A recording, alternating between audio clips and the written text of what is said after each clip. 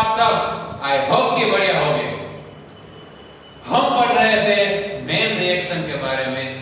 पिछले लेक्चर में हमने देखी थी डाइनॉन फिनॉन रीअरेंजमेंट या फिर बोल सकते हैं रिएक्शन। आज के इस लेक्चर में हम पढ़ने वाले हैं क्यूमीन हाइड्रोपेरोक्साइड रिएक्शन। रिएक्शन थोड़ी बड़ी है, यानी कि उसकी मैकेनिज्म थोड़ी बड़ी वाली है, लेकिन बहुत ही बढ़िया वाली है। चलिए मेरे साथ हेडिंग लगा दीजिए, cumene hydro peroxide. Cumene hydro peroxide reaction. क्या नाम है भाई? Cumene hydro peroxide reaction. पता है हमें, बहुत ही बढ़िया। हमारी जो रिएक्शन होती है वो 3 स्टेप में होती है। पहला स्टेप है उसकी मेन रिएक्शन, दूसरा स्टेप है उसका जहां से रिएक्शन प्रोसीड होगी, मतलब जो हमारा स्टार्टिंग मटेरियल होगा वहां से लेकर अंत तक रिएक्शन कैसे प्रोसीड होगी वो हम देखेंगे दूसरे स्टेप में, जो कि होगा हमारा मैकेनिज्म। और तीसरा जो आखिरी वाला स्टेप होगा वो होगी हमारी एप्लीकेशन, या फिर हम उसको इनडायरेक्टली बोल सकते हैं कि हम वो रिएक्शन के एग्जांपल देखेंगे। सबसे पहला स्टेप रिएक्शन, चलिए देखते हैं। सबसे पहला स्टेप क्या है भाई? रिएक्शन। क्या होगी भाई इसकी रिएक्शन? तो रिएक्शन में भी 3 स्टेप होते हैं, जो कि होता है सबसे पहले हमारा स्टार्टिंग मटेरियल, जिसको हम बोलते हैं सबस्ट्रेट, और दूसरा जो होता है वो एरो करके आप लिखते हो उसको बोलते हैं रिएजेंट, और आखिर वाला स्टेप होता है जो कि हमारी होती है प्रोडक्ट। ये मैं हर लेक्चर में आपको बोलता हूं ताकि आपको याद रह जाए।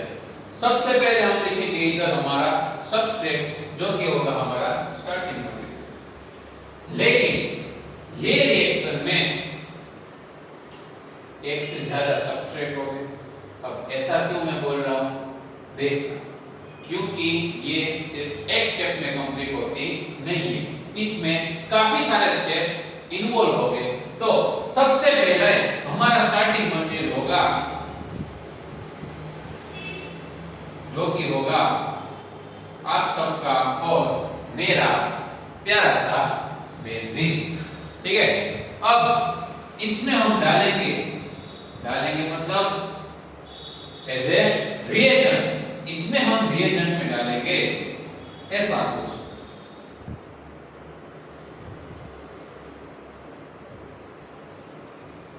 ठीक है, ऐसा कुछ कंपाउंड इसमें डालेंगे। ठीक है, और इसमें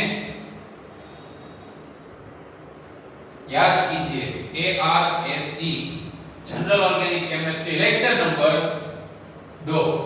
ARSE क्या होता है उसके बारे में मैंने आपको पढ़ाया, ठीक है।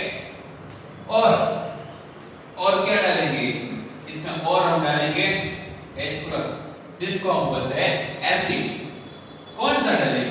कोई भी भाई, कॉन्सनट्रेटेड H2SO4 भी डाल सकते हो, और या फिर कॉन्सनट्रेटेड H3PO4 भी डाल सकते हो।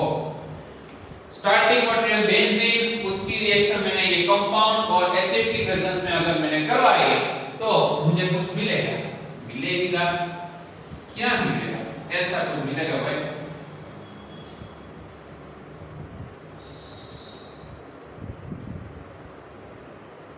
बेंजीन रिंग, और उसके ऊपर आइसो ग्रुप का इंसर्शन हो जाएगा।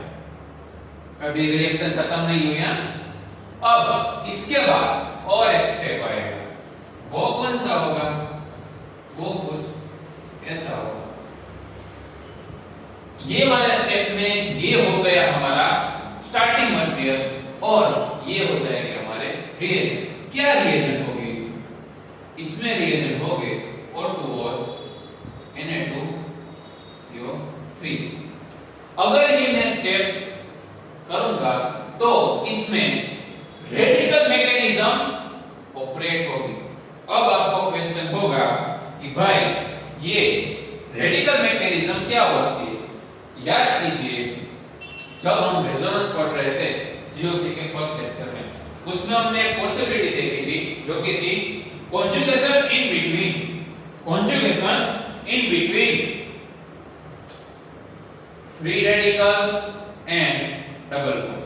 याद कीजिए हमने एक पॉसिबिलिटी देखी थी जिसमें फ्री रेडिकल और डबल बॉन्ड के बीच में रेजोनेंस हो रहा था। तो वो फ्री रेडिकल कैसे जनरेट हो रहा था, डबल बॉन्ड को ब्रेक करके। याद कीजिए डबल बॉन्ड को अगर हम ब्रेक कर रहे थे तो उसमें एक इलेक्ट्रॉन राइट साइड वाले एटम पे और एक इलेक्ट्रॉन लेफ्ट साइड वाले एटम पे जनरेट हो रहा था। ऐसा ही कुछ इसमें होगा जो हम देखेंगे मैकेनिज्म में। ठीक है, अब O2 और Na2CO3 इसमें डाल दिया। Na2CO3 N2O3 अपना और इधर लिख देंगे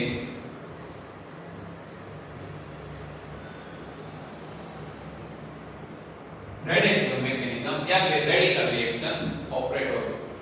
अगर मैंने इसमें O2 और Na2CO3 डाला तो मुझे क्या प्रोडक्ट मिलेगी। अगर मैंने O2 और Na2CO3 डाला तो मुझे कुछ ऐसी प्रोडक्ट मिलेगी भाई। क्या मिलेगी, ऐसी कुछ प्रोडक्ट मिलेगी। और ये जो कंपाउंड है उसको हम बोलते हैं क्यूमीन हाइड्रो पेरोक्साइड। क्या बोलते हैं भाई इसको, क्यूमीन हाइड्रो पेरोक्साइड। यही पे भी रिएक्शन खत्म होती नहीं है। और इसमें एक स्टेप आगे आएगा जो कि होगा इसकी रिएक्शन आपको फर्दर करवानी है स्ट्रॉन्ग H+ यानी कि एसिड की प्रेजेंस में। स्ट्रॉन्ग H+ आप कोई भी ले सकते हैं, कॉन्सेंट्रेट H2SO4 या फिर H3PO4। अगर मैं इसकी रिएक्शन H+ की प्रेजेंस में करवाऊंगा तो मुझे आखिर में क्या मिलेगा, आखिर में मुझे मिलेगा ऐसा हमारा बहुत ही अच्छा वाला फिनॉल और साइड में क्या मिलेगा ऐसा जो कि होगा हमारा एसीटोन। वो क्या है आखिर वाला एसीटोन। आप देखिएगा एसीटोन कभी अपनी लैब में, आप उसको छुओगे ना बहुत ही ठंडा ठंडा आपको महसूस होगा। एसीटोन बहुत ही ठंडा कंपाउंड है। तो ये हो गई हमारी रिएक्शन जो कि थी क्यूमीन हाइड्रो पेरोक्साइड। रिएक्शन को देख के घबराना नहीं है, सिंपल स्टेप ही है। ये स्टेप हम समझने के लिए आगे देखेंगे मैकेनिज्म जो कि ऐसी हो। चलिए रिएक्शन को अच्छे से समझने के लिए हम देखते थे मैकेनिज्म जो कि कैसे होगी। तो सबसे पहले हम ले लेंगे ये जो हमारा रिएजेंट है ना उसका काम निपटा लेते हैं सबसे पहले। क्या, तो मैं इसमें रिएजेंट पहले मैं लिखता हूं CH2 डबल बॉन्ड CH। ठीक है, ये जो हमारा रिएजेंट था वो मैंने एज इट इज लिख दिया है।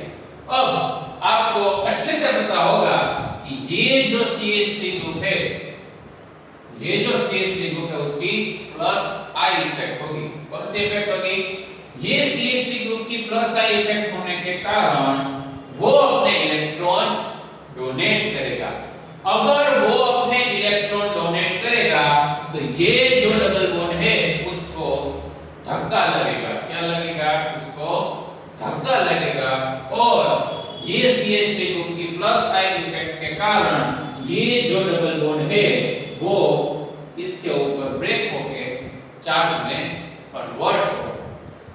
इसको हम ऐसे कुछ दिखाएंगे।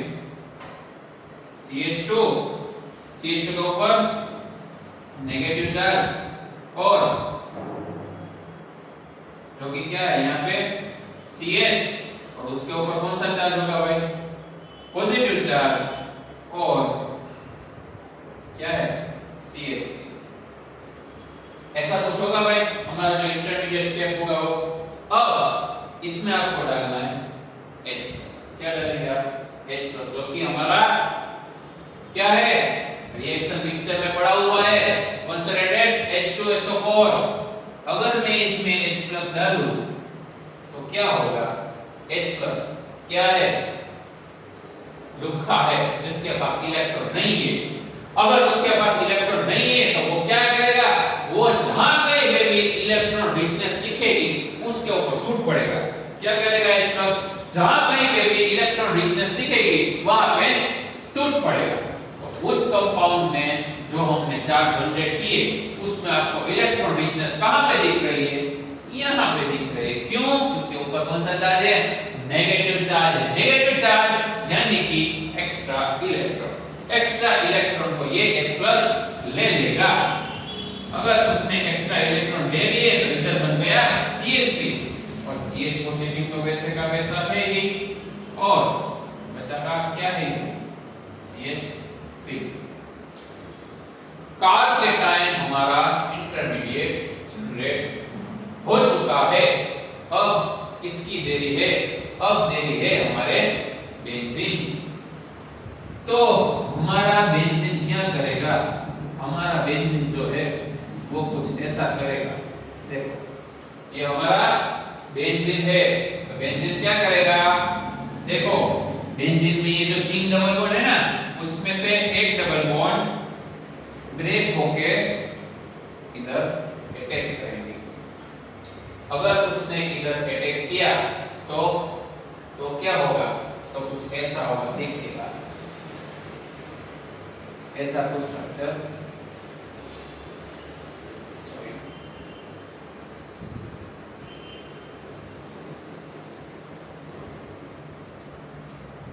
ऐसा कुछ स्ट्रक्चर जनरेट होगा।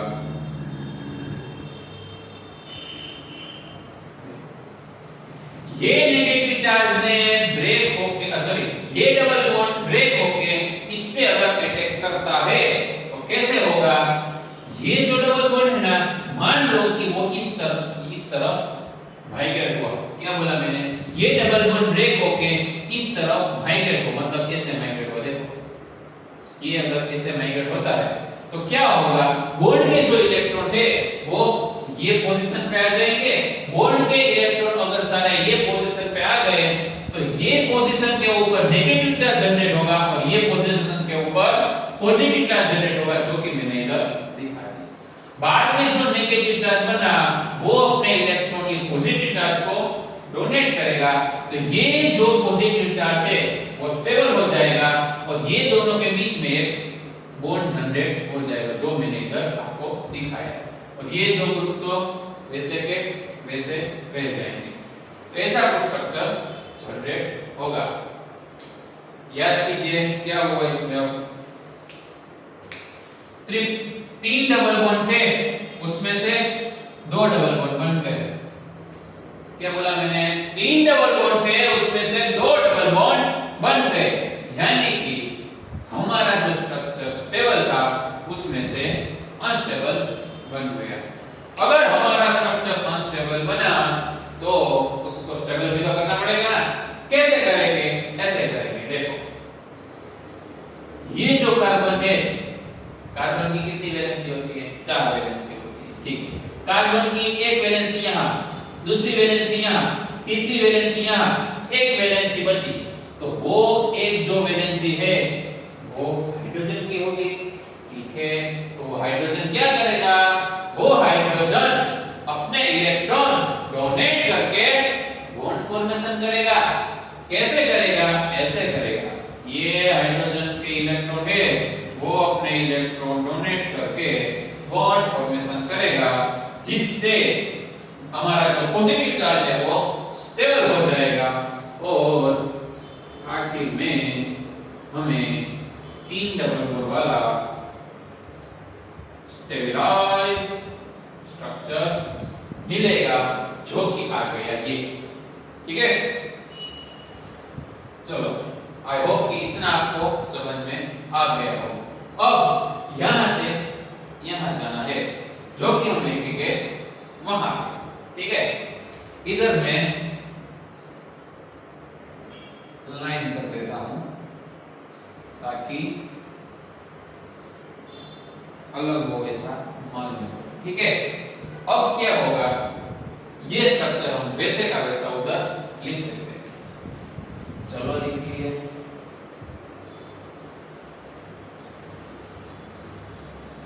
ये डबल बॉन्ड बाद में ये ऐसा का ऐसा देखो आ गया। अब क्या करना है, O2 और Na2CO3 ऐड करना है। O2 और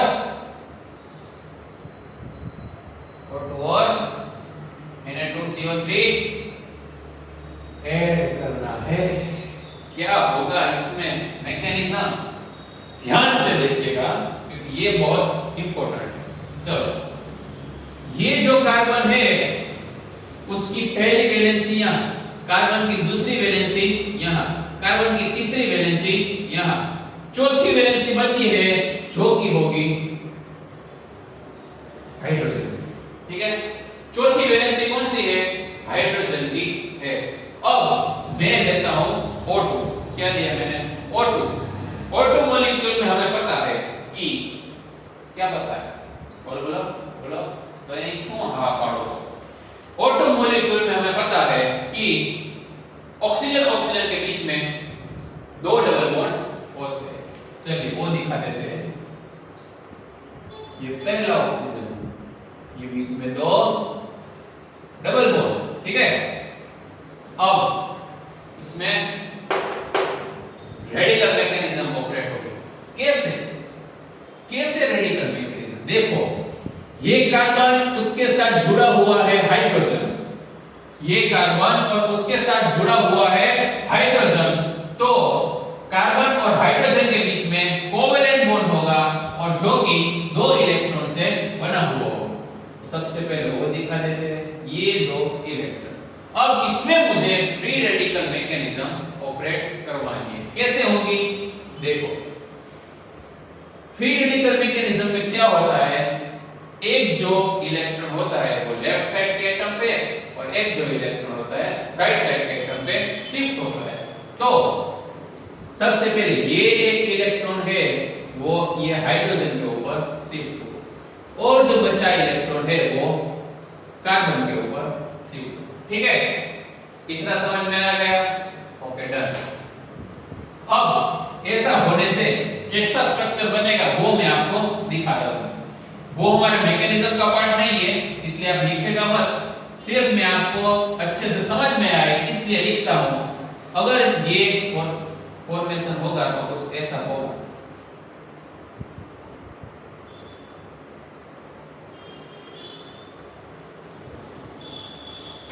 ये जो एक इलेक्ट्रॉन था वो इधर आ गया, बाद में ये जो H रेडिकल था वो इसे अलग हो गया। ठीक है, अब बारी ऑक्सीजन। ऑक्सीजन में भी ऐसा ही होगा, लेकिन कैसे, आइए देखते हैं। ऑक्सीजन के बीच में 2 डबल बॉन्ड हो गए। ठीक है, उसमें से एक बॉन्ड ब्रेक होगा और क्या करेगा वो, एक इलेक्ट्रॉन इसके ऊपर एक इलेक्ट्रॉन इसके ऊपर शिफ्ट होगा।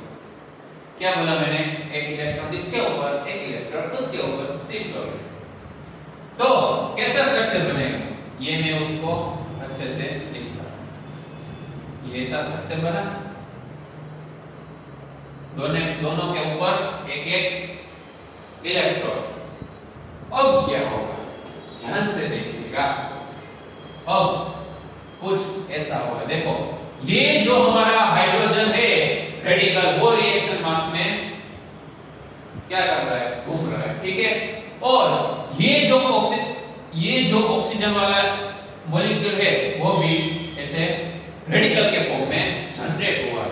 तो होगा क्या, देखो ये हाइड्रोजन का एक इलेक्ट्रॉन और ये ऑक्सीजन का एक इलेक्ट्रॉन दोनों एक दूसरे के साथ जुड़ेंगे और बॉन्ड फॉर्मेशन कर लेंगे। तो इसका जो बॉन्ड फॉर्मेशन है वो मैं इधर लिखता हूं। ये स्ट्रक्चर तो वैसे का वैसा ही इज लिखता हूं।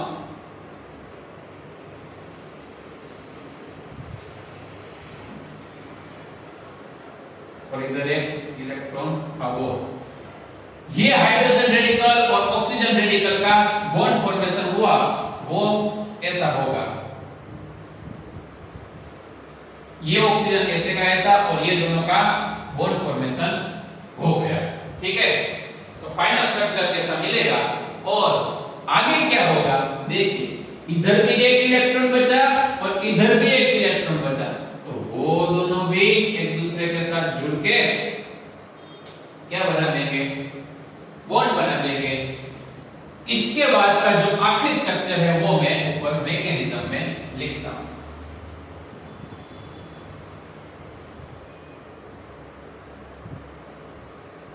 जो कि कुछ ऐसा होगा, O इधर OH आ गया समझ में भाई कैसे हुआ, ठीक है।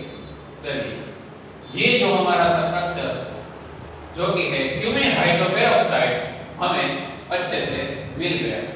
अब क्या करेंगे, अब हम कुछ ऐसा करेंगे, इसमें क्या दिया है बाद में, स्ट्रॉन्ग H+, इसमें हम डालेंगे स्ट्रॉन्ग H+। अगर मैं इसमें स्ट्रॉन्ग H+ डालूं तो क्या होगा, तो देखिए OH हमारा रेडी बैठा हुआ है क्या करने के लिए, H+ को एक्सेप्ट करने के लिए। तो ये जो हमारा OH है, OH के पास दो लोन पेयर होती है। कितनी लोन पेयर होती है, OH के पास दो लोन पेयर होती है, उसमें से एक लोन पेयर होगी वो H+ के ऊपर अटैक कर देगी। तो मुझे कैसा स्ट्रक्चर मिलेगा, मुझे कुछ ऐसा स्ट्रक्चर मिलेगा भाई, ऐसा ये OH की लोन पेयर ने इधर अटैक कर दिया, OH2 पॉजिटिव जनरेट हो चुका है। अब ये जो स्ट्रक्चर है ना थोड़ा कॉम्प्लिकेटेड दिख रहा है, कैसा दिख रहा है भाई, थोड़ा सा कॉम्प्लिकेटेड दिख रहा है। तो ये जो हमारा चकेड़ा है जिसको बोलते हैं हम बेंजीन रिंग, अगर मुझे ये बेंजीन रिंग ड्रॉ ना करनी हो तो मैं उसकी जगह पीएच लिखूं तो चलेगा, चलेगा कि नहीं चलेगा, बिल्कुल चलेगा। चलिए ये स्ट्रक्चर को सेम एज इट इज हम लिखते हैं, लेकिन कैसे फॉर्म में, ये पहले बीच वाला कार्बन लिख लेते हैं, ठीक है, बाद में CH3 इधर, ये CH3 मैंने लिख लिया, बाद में ये ऊपर वाला CH3 वो भी एज इट इज, बाद में जो रिंग थी ना उसकी जगह मैं लिख लेता हूं PH और जो कि होगा ये PH और इधर आएगा OH2 पॉजिटिव चार्ज के फॉर्म में, ठीक है। ऐसा कोई स्ट्रक्चर मिल गया। अब होगा क्या, किसी को माइग्रेट तो करवाना पड़ेगा। देखो अब हम किसको माइग्रेट करवाएंगे, इधर है CH3, इधर भी है CH3 और इधर है PH। आपको देख के पहले ऐसा लग रहा होगा कि CH3 को माइग्रेट करवा देंगे, क्या लग रहा होगा आपको, CH3 को माइग्रेट करवा देंगे, लेकिन ऐसा होगा नहीं। क्यों, उसका रीजन है, अगर आप ये CH3 को माइग्रेट करवाओगे तो इधर जो कार्ब कैटायन जनरेट होगा वो स्टेबल जनरेट होगा नहीं। क्यों, अगर इधर जो कार्ब कैटायन जनरेट होगा जो कि CH3 के माइग्रेशन के हिसाब से होगा, उसके अल्फा हाइड्रोजन सिर्फ कितने हो गए, 3 अल्फा हाइड्रोजन हो गए। उसकी बजाय अगर मैं पीएच ग्रुप को शिफ्ट करवाऊं, उसकी बजाय मैं अगर पीएच ग्रुप को शिफ्ट करवाऊं तो मुझे 3 और 3 6 अल्फा हाइड्रोजन मिलेंगे। अगर 6 अल्फा हाइड्रोजन मिलेंगे तो वो कार्बोकेटाइन को 3 अल्फा हाइड्रोजन की कंपेयर में अच्छे से और ज्यादा स्टेबल कर पाएंगे। वो 3 अल्फा हाइड्रोजन, वो 6 अल्फा हाइड्रोजन 3 अल्फा हाइड्रोजन की कंपेयर में ज्यादा स्टेबल कर पाएंगे। इसलिए मैं जो पीएच ग्रुप है उसको क्या करवाऊंगा, माइग्रेट करवाऊंगा। कैसे माइग्रेट होगा, कैसे माइग्रेट करवाऊंगा, इधर माइग्रेट होगा और जो ये हमारा H2O मॉलिक्यूल है वो रिलीज हो जाएगा। अगर ये पीएच ग्रुप यहां से माइग्रेट हुआ तो ये बॉन्ड के इलेक्ट्रॉन खींच के गया होगा। अगर ये बॉन्ड के इलेक्ट्रॉन खींच के गया तो ये कार्बन के ऊपर पॉजिटिव चार्ज जनरेट हो। कैसे होगा देखते हैं, ठीक है। ये CH3 एज इट इज, ये कार्बन के ऊपर क्या आ गया, पॉजिटिव चार्ज। ऊपर वाला CH3 भी एज इट इज, ये ऑक्सीजन भी एज इट इज, ये तो निकल गया और ये पीएच ग्रुप इधर शिफ्ट हो गया। ऐसा कुछ हमें स्ट्रक्चर मिलता है मेरे प्यारे भाइयों और उसकी बहनों। सीरियसली मत लेना, ऐसे ही बोल दिया। चलो अब इसमें क्या करेंगे, इसमें जो हमारा H2O मॉलिक्यूल रिलीज हुआ था ना उसको ही वापस अटैक करवा देंगे, ठीक है। तो कैसे होगा, कैसे होगा, H2O मॉलिक्यूल जिसके पास दो लोन पे होती है वो जो हमारा पॉजिटिव चार्ज है उसके ऊपर अटैक करेगी। अगर उसने अटैक किया तो मुझे ऐसा स्ट्रक्चर मिला, अगर उसने अटैक किया तो मुझे ऐसा स्ट्रक्चर मिला। बहुत ही बढ़िया होती है ये रिएक्शन, पढ़ने में मजा ही मजा आता है। क्या आता है, मजा ही मजा आता है। ऑक्सीजन के लोन पे ने इलेक्ट्रॉन डोनेट किए तो ऑक्सीजन के ऊपर क्या आ जाएगा, पॉजिटिव चार्ज आ जाएगा और जो बचा कुचा है वो वैसे ही लिख देते हैं। चलो लिख लिया, ऐसा कुछ होगा। अब आगे क्या हो सकता है, अब कुछ नहीं होगा। ये जो पॉजिटिव चार्ज है ना वो स्टेबल करना है। कैसे करेंगे, H+ को निकाल दो, क्या करेंगे, H+ को निकाल दो, ये ऑक्सीजन स्टेबल हो जाएगा। चलो CH3 वैसे का वैसा, बाद में C और उसके ऊपर CH3, बाद में O और जो कि है PH, और हमने निकाल दिया क्या, एक H+ निकाल दिया, जो कि हमने कौन से स्टेप में, ये स्टेप में जो H+ रिलीज किया था उसको वापस दे दिया। अब आगे क्या होगा, आगे कुछ ऐसा होगा।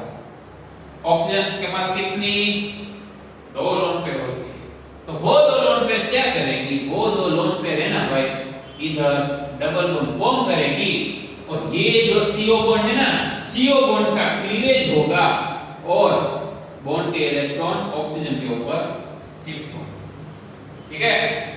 ऑक्सीजन के ऊपर बॉन्ड के इलेक्ट्रॉन शिफ्ट हो गए।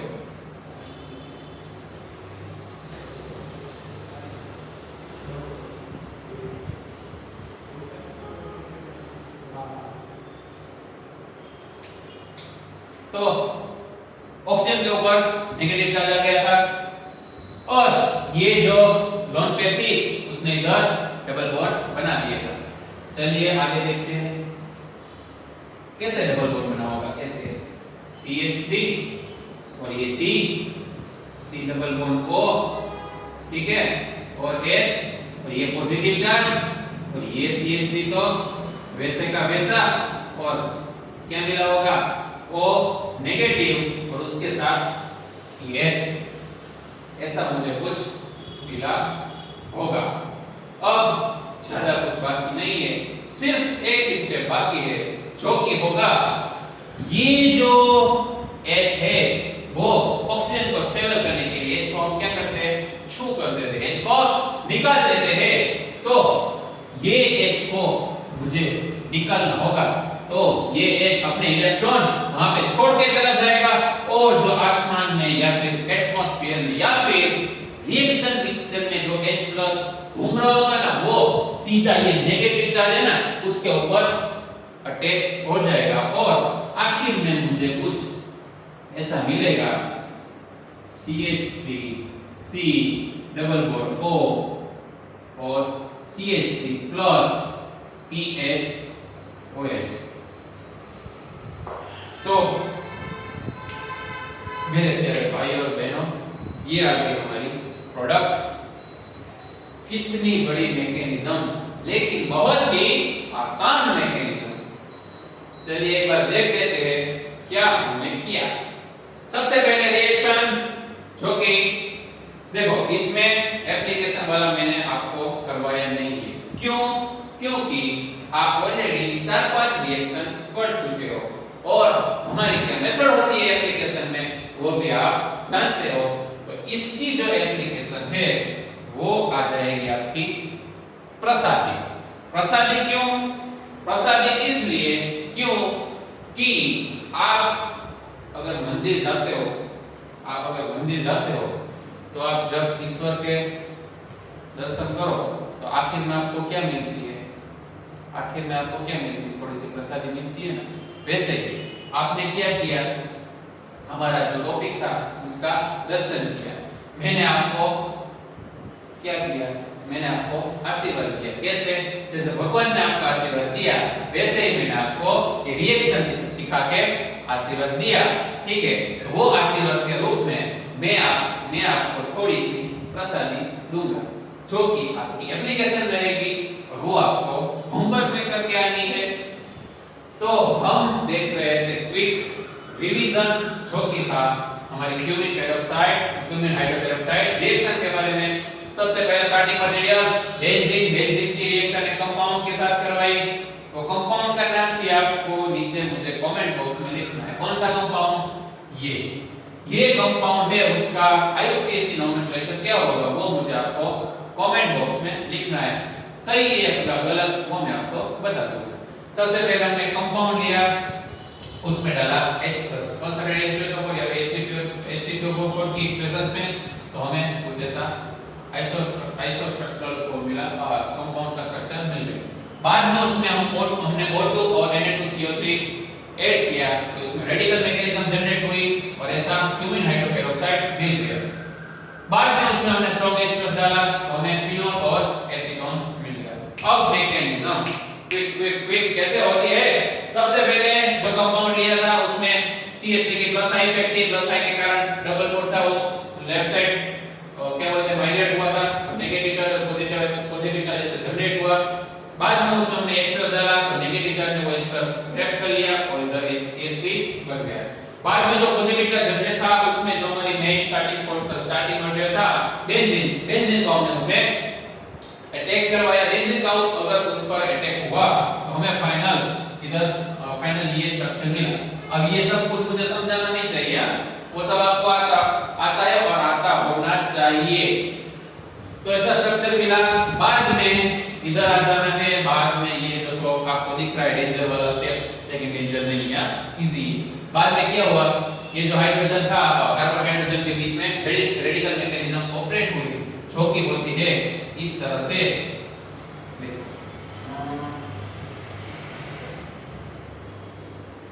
ये जो पार्ट है ना वो आपको सिर्फ समझने के लिए है, ठीक है, वो आपको मैकेनिज्म में लिखना नहीं। ऐसे ऑपरेट होती है, बॉन्ड ब्रेक होता है, बाद में OH का फॉर्मेशन होता है, बाद में रेडिकल जनरेट होता है और जो बचा रेडिकल है वो कार्बन के साथ अटैच होकर ऐसा हमें कुछ बना देती है, जो कि होता है हमारा क्यूमिन हाइड्रोपेरोक्साइड। बाद में हम इसमें H+ ऐड करते हैं, H+ ऐड करने के बाद इधर OH2+ जनरेट होता है। बाद में OH2+ ये जो pH ग्रुप है उसका माइग्रेशन करवाएंगे, तो H2O मॉलिक्यूल रिलीज होगा। बाद में जहां से pH निकला होगा वहां पे पॉजिटिव चार्ज जनरेट हुआ होगा और पॉजिटिव चार्ज के ऊपर H2O अटैक करेगा, तो हमें कुछ ऐसा स्ट्रक्चर मिलेगा। बाद में हम उसमें उसको स्टेबल करने के लिए H+ रिलीज करेंगे और बाद में ये OH फॉर्मेशन होगा और OH डबल बॉन्ड बना के फाइनल फिनोल प्रोडक्ट में देंगे। तो ये थी हमारी क्यूमीन हाइड्रोपेरोक्साइड रिएक्शन। आज के लेक्चर में इतना ही।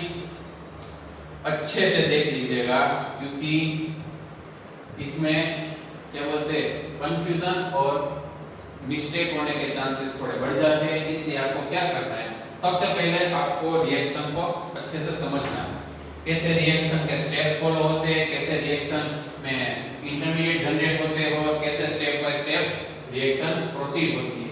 देखने के बाद आपको वो रिएक्शन कंपल्सरी एक बार लिखनी है। लिखने के बाद आपको अगर रिएक्शन और उसकी मैकेनिज्म याद हो जाए तो वही रिएक्शन और मैकेनिज्म आपको एक बार अपने आप रफ पेज में लिखनी है। ठीक है, 2-3 बार लिखोगे ना तो ये रिएक्शन आपको याद रह जाएगी। ठीक है, आज के लेक्चर में इतना ही। मिलते हैं अगले लेक्चर में कुछ नई सी प्यारी सी बढ़िया वाली नेम रिएक्शन के साथ। Thank you.